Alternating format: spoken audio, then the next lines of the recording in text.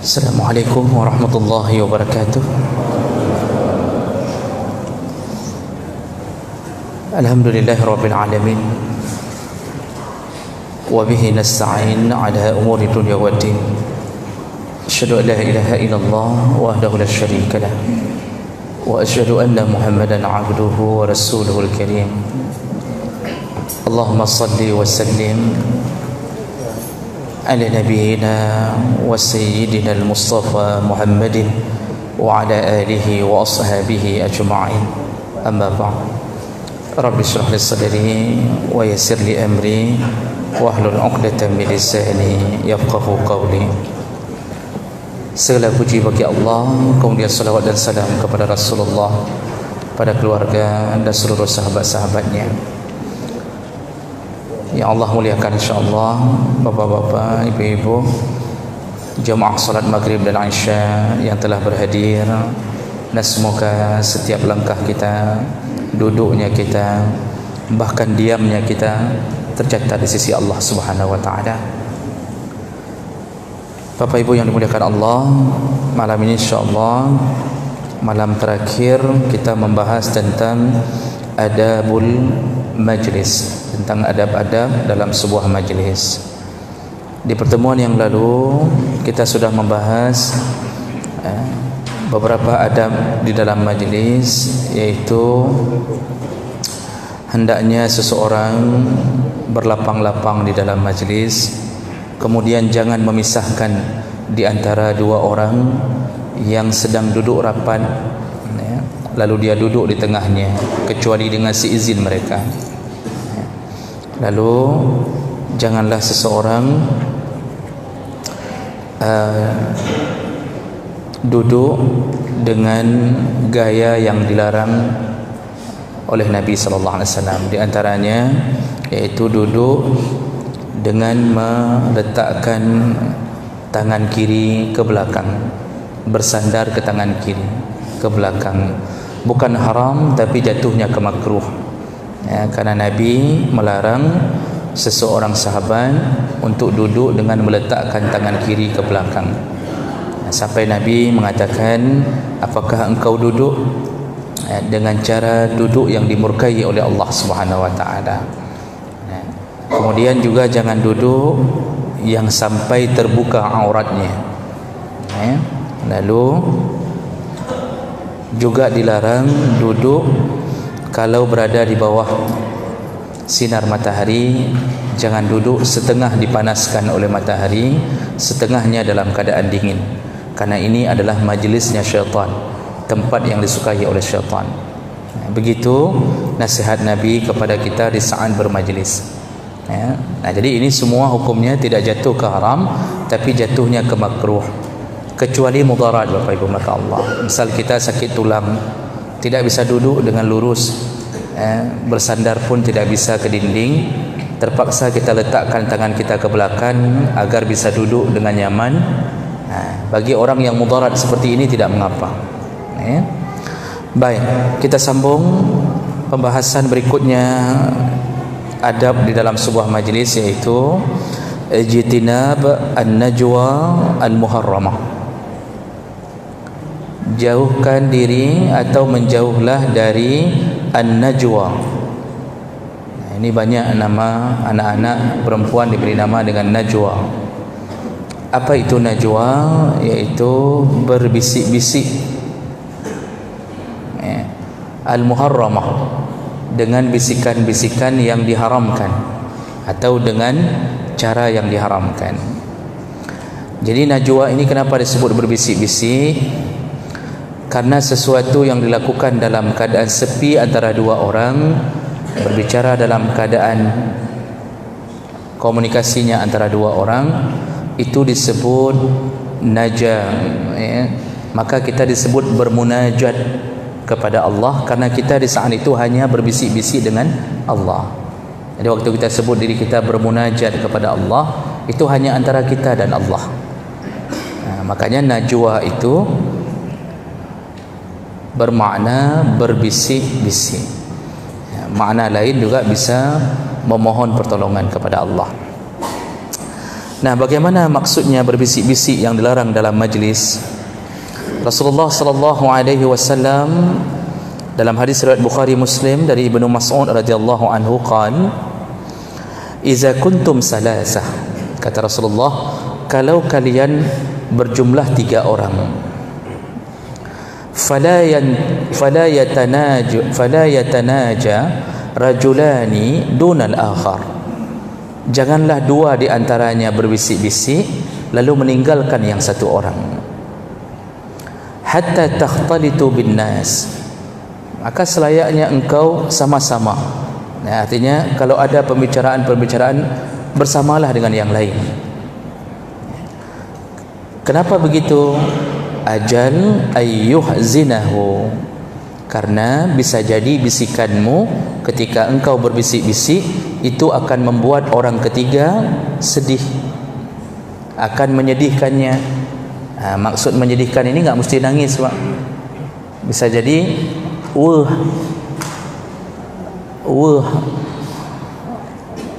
ya sedih.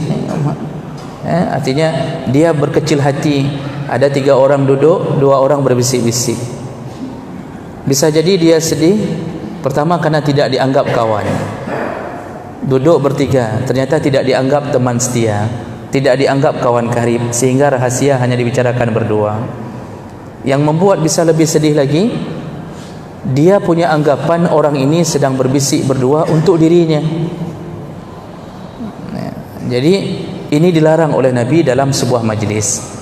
Majlis itu tidak mesti ramai, bertiga itu majlis, dan ini berlaku kapanpun. Ibnu Hajar Al-Asqalani yang meriwayatkan, yang mensyarah hadis Bukhari dalam kitab Fathul Bari, itu menyebutkan bahawa maksud hadis Nabi itu berapapun jumlahnya, fala yatanaja salasah duna wahid wala asyrah, bahkan kalau lebih banyak lagi tapi meninggalkan 1 orang, yang lain semuanya bicara berdua, tinggal 1 orang tidak ada temannya, ini tidak boleh lakukan dalam majlis. Seperti majlis ilmu seperti kita, Bapak Ibu, maka Allah, ramai kita duduk, tetap larangan ini berlaku. Jadi kadang-kadang materi yang kita bisikkan itu materi yang tidak menyinggung orang, tetapi begitu orang melihatnya, orang merasa kayak pegah kelung. Apalagi waktu kita berbisik, mata kita mengarah kepada 1 orang. Kita berbisik di belakang, tapi mengarah kepada ustaz. Pasti ustaznya sedih, kayak pegah kelung. Kalau habis kau pegah, kayak pegah kelung. Jadi walaupun sebenarnya tidak ada isi yang membicarakan itu, tapi membuat anggapan terjadinya sebuah image, anggapan seakan-akan orang itu sedang membicarakan dia, maka dilaranglah berbisik-bisik ketika di dalam sebuah majlis. Tapi bisikan itu yang benar-benar tidak dibutuhkan. Tapi kalau dibutuhkan maka tidak mengapa. Contohnya, kita ingin dalam sebuah majlis ilmu, kita ingin bertanya, cuma kita tanya dulu ke kawan di samping, kalau saya nanya masalah ini, malelum, kalau pertanyaannya ini, apa malu saya tahu enggak? Menanyakan begitu tidak mengapa. Jadi lebih kepada bisikan, saling berbisik yang menyebabkan hati orang sedih. Dan ini paling dilarang di saat jumlah terbatas. Di saat jumlah terbatas itu paling dilarang. Kita pergi bertiga atau berempat. Kalau berempat, yang 3 terus berbisik-bisik bersama, yang 1 ditinggalkan, itu dilarang. Ada satu model lagi ya, Mak. Kadang-kadang tidak berbisik, suaranya keras, tapi pakai bahasa kampung dia saja. Ini kita misal, ada orang kita, misal orang Aceh, berangkat dengan teman yang dari Medan. Kita bertiga Aceh, Medan 1. Itu selama dalam perjalanan atau duduk, kita bertiga ni bicara terus bahasa Aceh. Yang Medan ini mencoba menebak-nebak, pukai pegah. Ini dia bilang apa? Akhirnya dia merasa terasing. Dia tidak faham. Kita tidak berbisik, tapi kita ngomong dengan bahasa sendiri yang menyebabkan dia sedih. Nah, ini juga dilarang. Makanya kita perlu bahasa persatuan, maka bahasa persatuan itu adalah bahasa Indonesia, atau bahasa Melayu. Itu silakan dipertimbangkan kalau seandainya kita sedang berada dengan kumpulan beberapa orang. Jadi dilarang berbisik-bisik itu. Dan ini Allah sebutkan banyak hal ini di dalam surat, di awal-awal surat Al-Mujadilah, Al-Hasyr.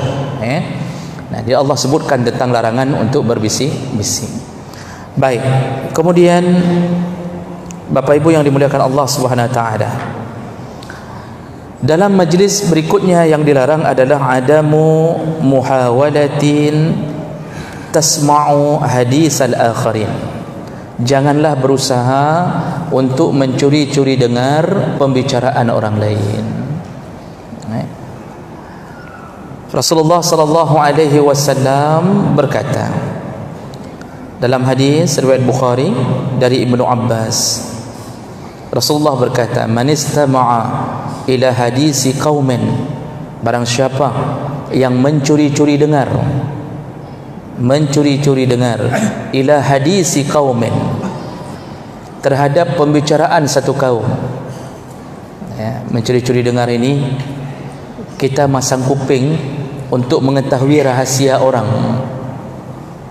Ini ada orang sedang bicara, kita pura-pura sibuk dengan HP, kuping kita berusaha untuk mencuri tahu apa yang mereka bicarakan.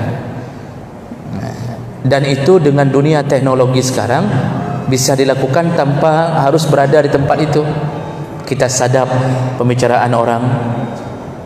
Jadi kita taruh rekaman untuk menyadap pembicaraan di kantor orang, di bawah meja, atau bahkan kita menyadap pembicaraan istri kita sendiri, atau istri menyadap pembicaraan suaminya sendiri.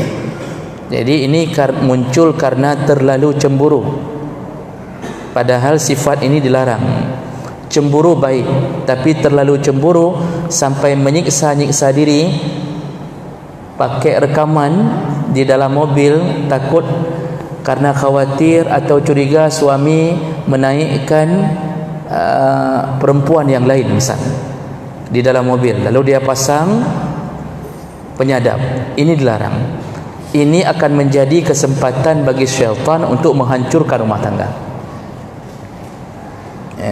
Jadi memasang-masang kamera tersembunyi untuk mencuri-curi tahu tentang kehidupan orang, itu dilarang. Itu haram hukumnya, dosa. Jadi ada yang beli kamera taruh di kamar sendiri untuk mengetahui bagaimana perbuatan istri ketika ditinggalkan.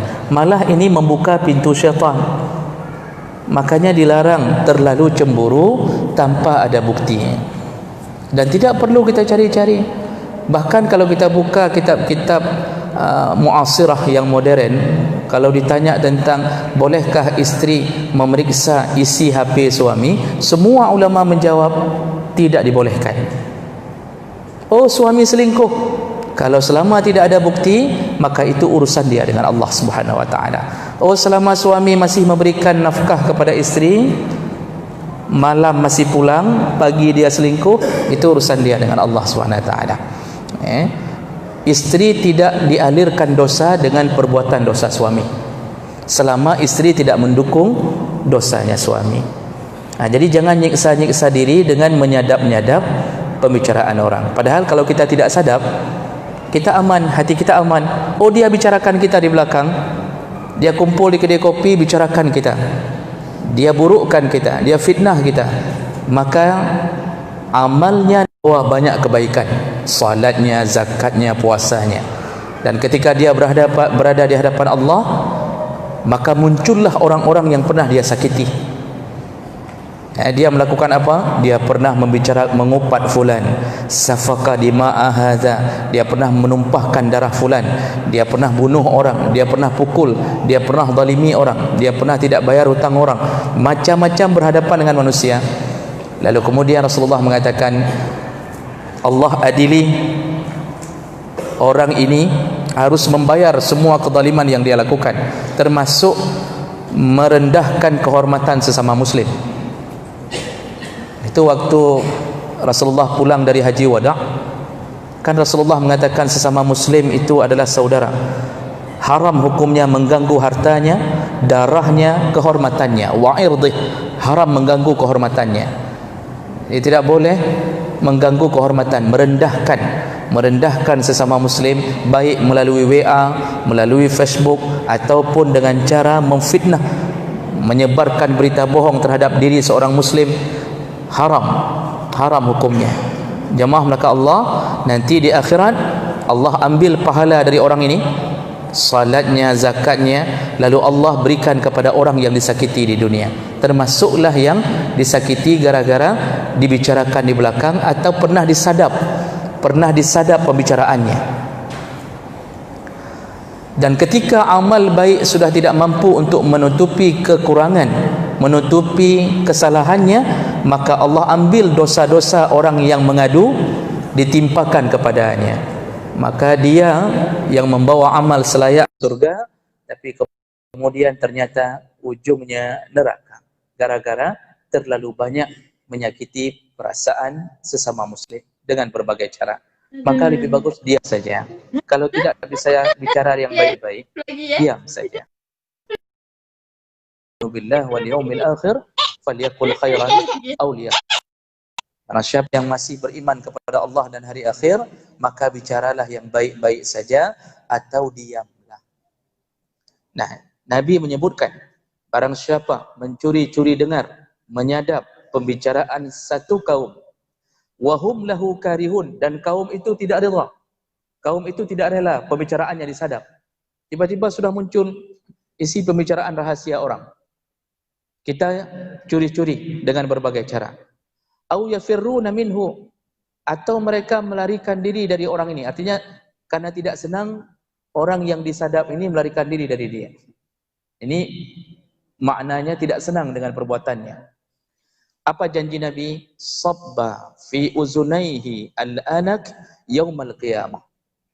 Nanti hari kiamat Allah akan siram ke telinganya, telinga orang yang suka mencuri-curi dengar rahasia orang, Allah siram ke telinganya, yaitu air dari tembaga yang panas, ya, yaumal qiyamah, di hari kiamat. Jadi dalam telinganya disiramkan air yang terbuat dari tembaga yang dipanaskan oleh api neraka, disiramkan ke telinganya. Nah, maka tidak usahlah, kecuali itu memang tugasnya. Contoh Intel, memang tugasnya untuk menguping toke sabu-sabu. Dia duduk di kedai kopi, toke sabu-sabu duduk sebelah sana, Pak. Bukan maknanya sebelah sana toke sabu-sabu, contoh barang. Ya. Dia dengar begitu saja, dia pura-pura minum, tapi dia terus mendengar apa yang terjadi. Atau dia sudah pasang penyadap di bawah, nih, dia mau dengar transaksi sabu-sabu. Itu memang tugasnya untuk membongkar sebuah maksiat, itu dibolehkan. Hanya itu dibolehkan. Jadi membongkar maksiat yang sudah ada bayyinah, sudah ada bukti, tinggal tunggu targetnya saja. Tapi kalau tadi kita model mau mencoba mencari kekurangan istri dengan menyadapnya, padahal kita tidak ada bukti, ini malah membuka pintu syaitan untuk menghancurkan rasa percaya kita kepadanya. Ya, makanya adab waktu pulang dalam safar itu nggak boleh memberi surprise, tidak boleh memberi kejutan bagi istri.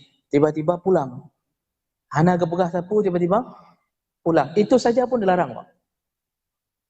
Ya. Telepon. Supaya apa?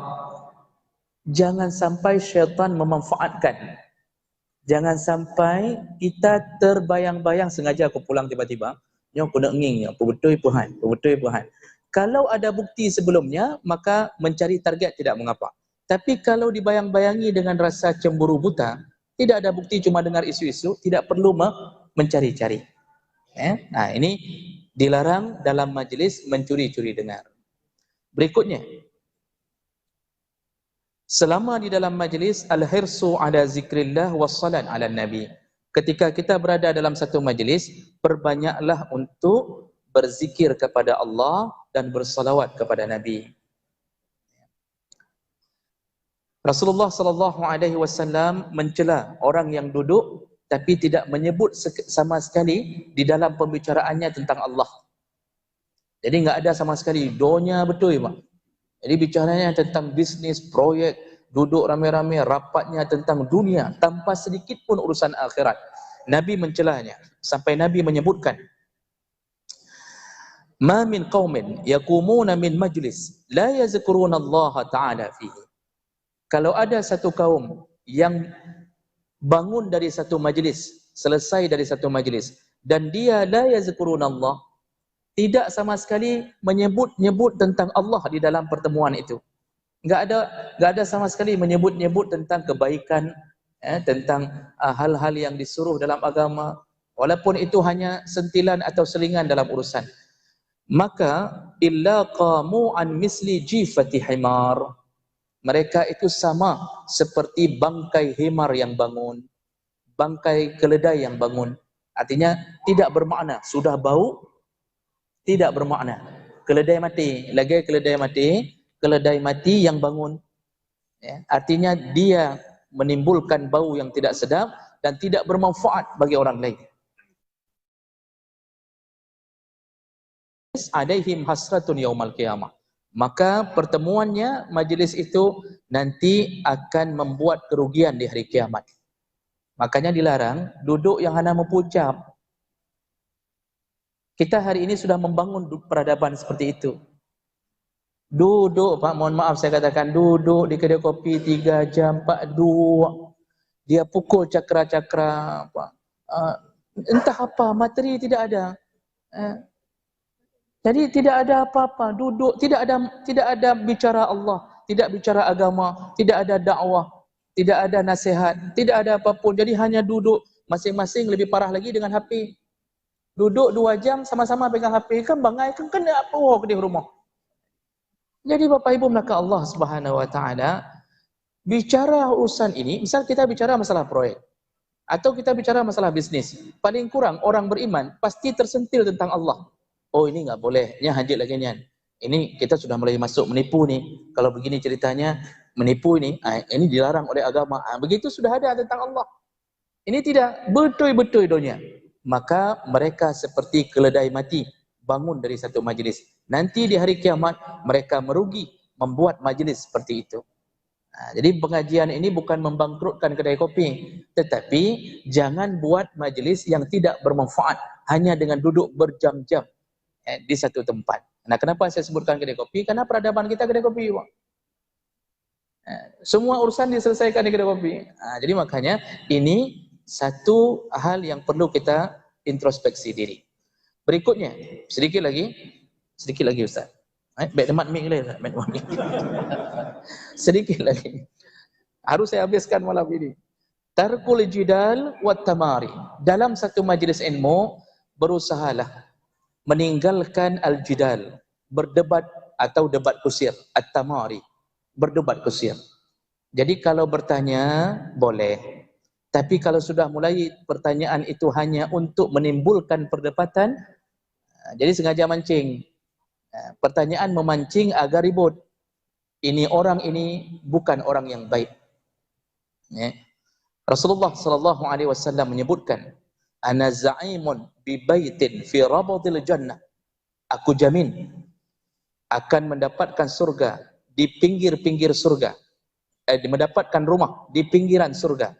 Karena skema surga disebutkan oleh Nabi, ada yang di tengah, ada yang di pinggirannya, ada yang di atas. Kujamin, kata Rasulullah, akan dapatkan rumah di pinggiran surga. Bagi siapa? Liman tarakal mira'a wa in kana muhiqqan. Orang yang meninggalkan perdebatan walaupun dia sudah berada di posisi yang benar.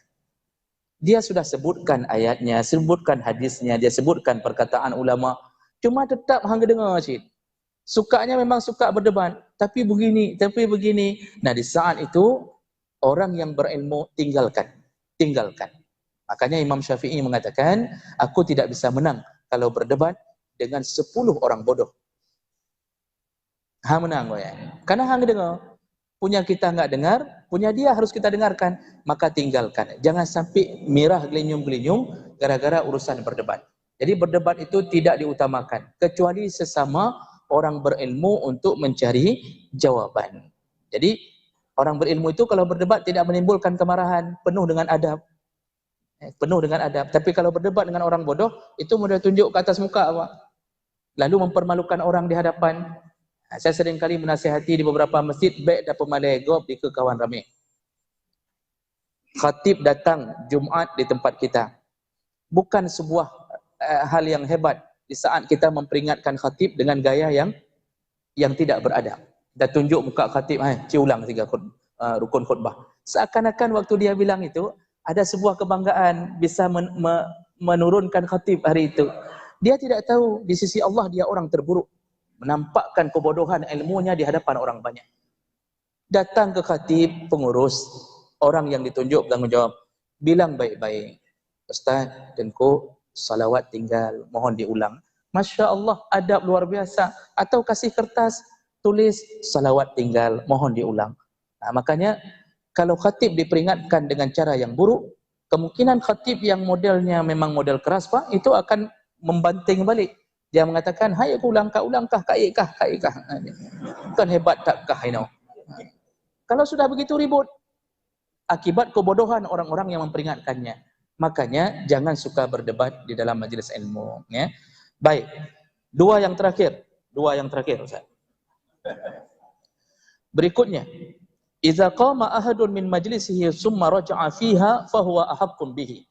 Kalau ada orang yang bangun dari satu majlis, seperti ada saudara kita bangun ke kamar mandi, karena memang dalam majlis supaya sempurna pahala itu hendaknya tidak berhadas. Karena hadis Nabi menyebutkan malaikat terus-terusan memberikan doa kepada mereka yang duduk bermajlis ilmu hatta yuhdis, sampai dia berhadas. Jadi kalau berhadas jangan tahan Pak, silakan bangun. Tidak mengapa. Ya, tidak mengapa. Silakan bangun, berwuduk kembali. Nanti yang mau disebutkan di sini, ketika dia kembali, maka yang paling berhak duduk di tempatnya adalah dia.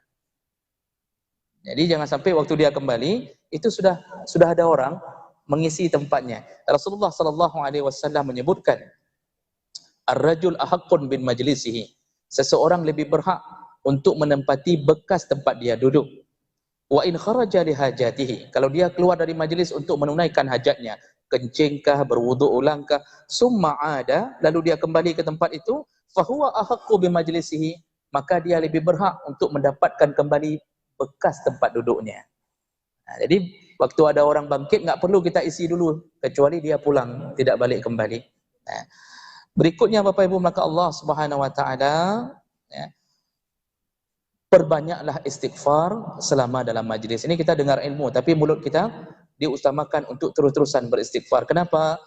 Rasulullah sallallahu alaihi wasallam disebutkan oleh Ibnu Umar, Rasulullah berkata, Ibnu Umar berkata, kunna na'uddu li Rasulillah sallallahu alaihi wasallam fil majlisil wahid mi'ata marrah. Kami pernah mencoba menghitung Rasulullah kalau sudah duduk dalam satu majlis, walaupun dia mendengarkan, berbicara, tapi selingan waktu dia diam, dia diam dari pembicaraan itu, selingannya dia selalu beristighfar. Berapa kali istighfarnya? Kata Ibnu Umar, kami pernah mencoba menghitungnya 100 kali setiap kali dalam satu majlis. Beliau sering mengucapkan Rabbighfirli wa tub alayya, ya Allah ampunkan aku dan berilah taubat, berilah anugerah taubat kepada aku, innaka antat tawwabur rahim, sesungguhnya engkau yang menerima taubat. Ini bukan bermakna Nabi ahli maksiat, tapi Nabi saja yang sudah dijamin surga masih terus merendahkan dirinya di hadapan Allah. Maka dalam majlis yang dengar-dengar tapi mulut berbisik-bisik dengan istighfar. Rasulullah ada 2 hadis menyebutkan jumlah istighfar Nabi kalau sedang dalam majlis. Maksimal Rasulullah melakukannya 100 kali. Ada hadis lain riwayat Bukhari 70 kali. Rasulullah sering beristighfar dalam majlis 70 kali. Kadang-kadang beliau menyebutkan astaghfiruka wa atubu ilaih. Astaghfiruka wa atubu ilaih. Boleh dengan istighfar macam-macam, astagfirullah. Jadi minimal istighfar dalam satu majlis usahakan sampai 70 kali. Sampai 70. Lebih mencapai 100 maka Allah ampunkan dosa-dosanya. Dan yang terakhirnya betul-betul terakhir. Terakhir, tutuplah sebuah majlis dengan kafarah majlis. Ini yang perlu dibiasakan Bapak Ibu. Ketika kita menutup satu majlis, hendaknya kita membaca doa kafaratul majlis. Apa doa kafaratul majlis? Dalam hadis Nabi disebutkan, hadis riwayat Ahmad, Tirmizi, Ibnu Hibban, ya, dari Abi Hurairah dengan derajat yang sahih. Rasulullah mengatakan, man jalasa fi majlisin, barang siapa yang duduk dalam satu majlis, fakasara fihi laghtuh, ada banyak kekurangan yang dia dapatkan. Kadang-kadang terjadi bisikan tadi tidak sengaja, atau dia ngantuk, atau dia mungkin bersuuzan ke gurunya yang mungkin berbeda pendapat dengan dia, atau apa saja yang terjadi dalam majlis. Faqala qabla an yaquma min majlisihi zalika, dan ketika majlis itu akan selesai, ini enggak mesti majlis ilmu. Majlis apa saja yang kita merasa takut berdosa di dalamnya, ketika sudah selesai dari majlis, hendaknya dia membaca subhanakallahumma wa bihamdik asyhadu an la ilaha illa anta astaghfiruka wa atubu ilaik. Orang yang membaca doa ini, illa ghafara lahu ma kana fi majlisihi zalika. Kalau ditutup sebuah majlis dengan doa itu, maka kekurangan-kekurangan orang yang berada di dalam majlis itu diampunkan oleh Allah Subhanahu wa taala. Maka perlu membiasakan diri asal bangkit sama-sama. Jadi yang baca bukan gurunya saja, bukan tengkunya saja. Semua yang bangkit menutup baca subhanakallahumma wa bihamdik asyhadu an la ilaha illa anta astaghfiruka wa atubu ilaik. Disitulah Allah ampunkan segala dosa di majlis tersebut. Baik, saya berhenti di sini. Silahkan.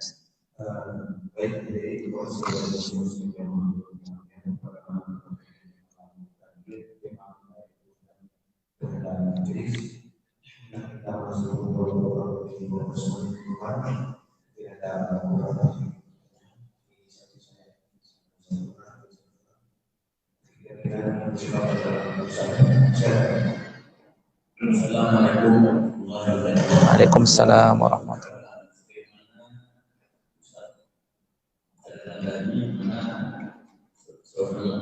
Untuk menyandang seorang istri dan menyandang sekarang kan akhir untuk menyandang atau seorang anak tadi menyandang hati orang tuanya, seorang istri dan suaminya siapa dia berjalan.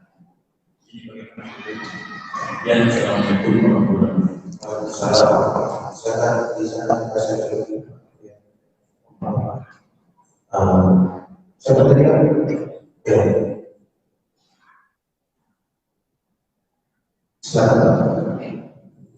Bismillahirrahmanirrahim. Assalamualaikum warahmatullahi wabarakatuh.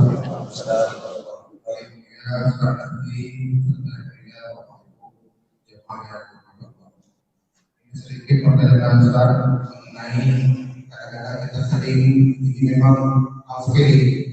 Begitu saya lihat Ustaz, maaf Ustaz di luar putus sebentar saya Ustaz. Sementara saya tidak ada izin dengan Ustaz.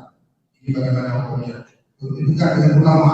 Kadang-kadang kita di luar atau di tempat-tempat pengajian dengan desa-desa kita putus. Tolong putus saya sebentar dengan ini. Jadi sementara kita tidak ada izin. Apakah beliau menginginkan atau beliau senang dengan kita cuma itu.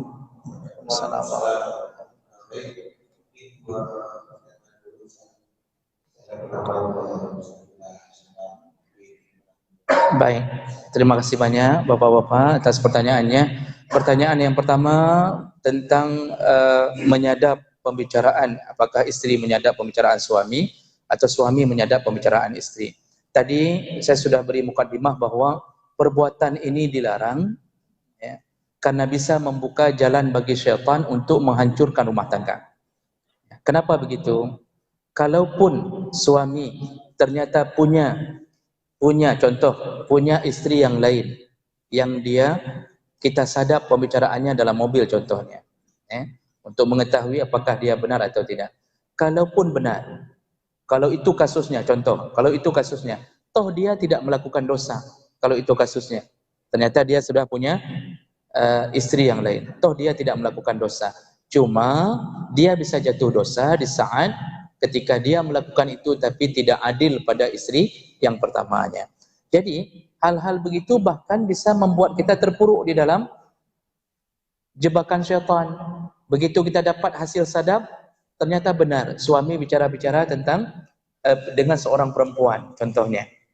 Lalu semenjak saat itu kita sudah mulai nangis di rumah sendiri. Duduk di dapur nangis, di atas kompor gas nangis. Lalu kemudian kita mulai nggak bisa tidur, waktu pulang dia kita nggak mau masak lagi. Padahal dia kadang-kadang memang melakukannya. Toh kalaupun itu sebuah perzinaan, maka itu adalah dosa yang ditanggung oleh suami. Selama suami masih memberikan nafkah kepada istri dan masih memberikan pelayanan yang terbaik, amal yang dia lakukan itu tanggung jawab dia dengan Allah. Tidak membawa, tidak mengalir kepada istri. Tapi kalau sudah terbukti, ternyata memang didapatkan orang ketangkap basah. Nah, berarti suami sudah masuk ke dalam maksiat. Disitulah terbuka salah satu jalan untuk fasakh. Kalau sudah berkekalan di dalam maksiat. Nah, jadi sebenarnya enggak usah membuat keadaan bertambah rugi kita. Buka HP suami, suami buka HP istri. Kalau yang dia inginkan hanya ingin mencari-cari tahu, maka dia telah terjebak untuk menyusahkan dirinya. Yang diperlukan apa? Hanya nasihat, kasih nasihat. Tidak mau juga dengarkan, ternyata terbukti istri ketahuan betul-betul ada, tinggal ceraikan, selesai urusannya. Jadi jangan sampai terlalu larut di dalam urusan sadap menyadap. Itu tidak baik. Tidak baik, Bapak Ibu maka Allah. Baik. Kira-kira begitu secara umumnya. Kemudian pertanyaan berikutnya, bolehkah ada orang-orang yang kadang-kadang meminta foto kepada gurunya atau ustaz atau tengku atau salah satu ulama, begitu keluar satu tempat langsung pegang, ada foto si an tengku, ada foto si an. Bolehkah? Secara umum hukum ini boleh-boleh saja. Tapi bisa berkenaan tentang adab kepada orang yang lebih berilmu, adab kepada orang yang lebih tua umurnya. Jadi ketika kita meminta foto, seharusnya benar seperti kata Bapak, talaki izin ini, kita mohon izin Tengku, boleh saya minta kesempatan untuk berfoto bersama sebentar. Kalau dia mengatakan mohon maaf, saya sedang sibuk nih, ada tempat lain saya ditunggu, maka kita jangan mendesak, jangan sampai kita mengatakan alah pembacutnya pihan je. Nyo Pak tidak beradab ini. Tidak beradab. Begitu juga ketemu di jalan, ketemu dengan orang yang punya ilmu, karena di sisi Allah orang berilmu itu lebih mulia daripada orang yang tua umurnya. Walaupun orang yang tua umurnya termasuk yang harus dihormati, tapi bila disandingkan yang berilmu tetap lebih utama. Walladzina utul ilma darajat. Orang yang punya ilmu derajatnya itu lebih berkali lipat dibandingkan orang-orang yang tidak menuntut ilmu. Di saat di jalan, bolehkah kita ketika ketemu langsung kita tet-tet, lalu kita mengangkat salam, Assalamualaikum, kata dia. Padahal dengan salah satu ulama, itu juga kurang adabnya. Kurang adabnya. Jadi ini berkenaan dengan adab. Jadi kalau ditanya hukum berfoto itu boleh-boleh saja, tetapi jaga adab ketika memohon untuk berfoto bersama. Baik, kira-kira begitu ya Bapak. Terima kasih banyak atas pertanyaannya.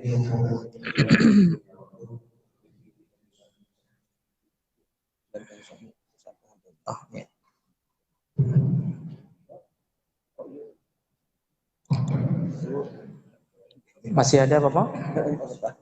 Ya, silakan. Siapa? Oh, alhamdulillah. Ya, silakan. Wassalamualaikum warahmatullahi wabarakatuh.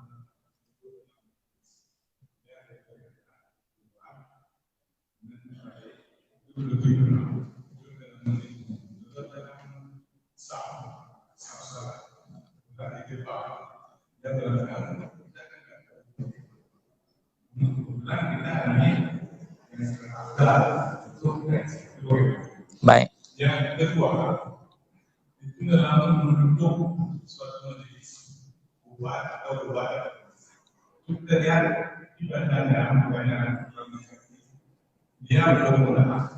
Amin amin. Demikian yang bakal kita amin amin. Kemudian baru suara. Itu adalah amin amin.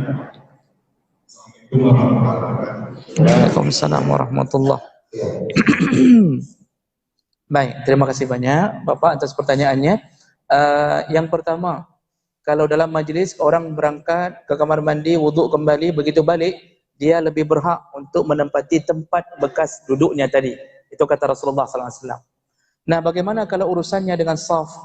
Ada orang berada di saf awal, lalu rupanya berhadas, dia keluar, begitu dia datang, sudah ada orang masuk, lalu dia marah-marah, lalu dia mengatakan, kan kali tak ber, kan sudah kita ngaji, ini kan tempat saya tadi. Ustaz dia bilang, berlakukah itu? Tidak. Ini salah dengar pengajian. Ya. Yang berlaku tadi hanya pada majlis pertemuan, sedangkan saf itu bukan urusan majlis. Ya. Menjaga saf, berebut saf awal itu bukan urusan siapa lebih yang duluan datang lalu dia taruh peci, jangan ada. Bahkan dalam adab ketika urusan solat berjamaah, salah satunya tidak boleh menandai tempat-tempat itu saja. Yang orang lain tidak boleh menempatinya. Sampai sudah cari spidol taruh nama di situ. Ya. Nyo safon nyo long, nyo baik na orang lain. So duk nging. Itu tidak boleh. Karena Rasulullah SAW mengatakan seandainya seorang tahu tentang begitu dahsyatnya pahala orang yang berada di saf awal dan begitu dahsyatnya pahala orang yang menjadi muazzin, maka semua mereka berebut-rebut untuk menjadi muazzin dan berebut di saf awal. Ini maksudnya apa? Dibolehkan berebut-rebut untuk mendapatkan saf awal. Anehnya orang ketika dengar hadis ini santai saja. Alah, saf awal. Makanya datang, enggak duduk di saf awal. Kedih dibintih liput, kedih ya aduh. Itu kalau urusan salat. Jadi, itu tidak termasuk, Pak. Boleh langsung ganti. Juga ada satu qawaid fikih yang sudah pernah saya sebutkan, al-isaru fil qurbi makruhun wa fi ghairiha mahbubun.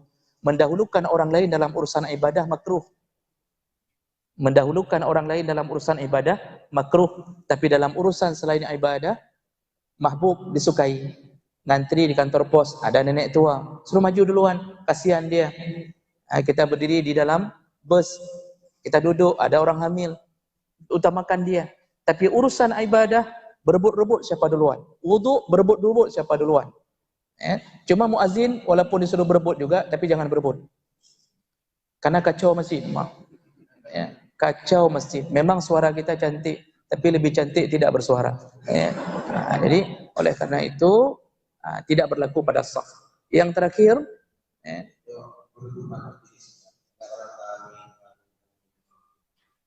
ada orang duduk dalam majlis lalu mengucapkan amin.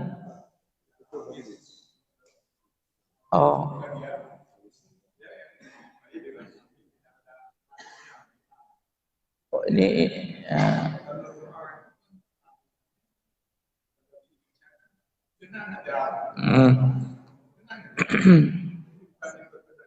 Ini ini amin menjawab doa atau amin sekedar menutup majlis yang Bapak maksud? Kalau penutup majlis, wallahu alam, saya belum pernah mendapatkan keterangan disuruh tutup dengan bahasa amin. Karena itu amin itu hanya untuk menjawab doa. Jadi wallahu alam, saya belum dapat. Nanti kalau dapat kita beritahukan kembali. Tidak ada suruhan menutup majlis dengan amin, amin, amin. Kecuali ada doa yang dia mau aminkan, dan bahasa amin pun yang betul A-nya 2 harakat. Min itu boleh 5 sampai 6 harakat. Jadi amin. Nah, jadi yang lebih utama adalah menutup dengan yang telah disebutkan oleh Nabi, kafaratul majlis. Karena orang kalau nggak biasa dengan kafaratul majlis, maka dia akan menutup majlis dengan bahasanya sendiri. Wabillahi taufiq wal hidayah, wassalamualaikum. Begitu-begitu. Boleh, tetapi tidak mendapatkan fadilah seperti kafarah majlis. Baik, kira-kira begitu. Mohon maaf apabila kekurangan.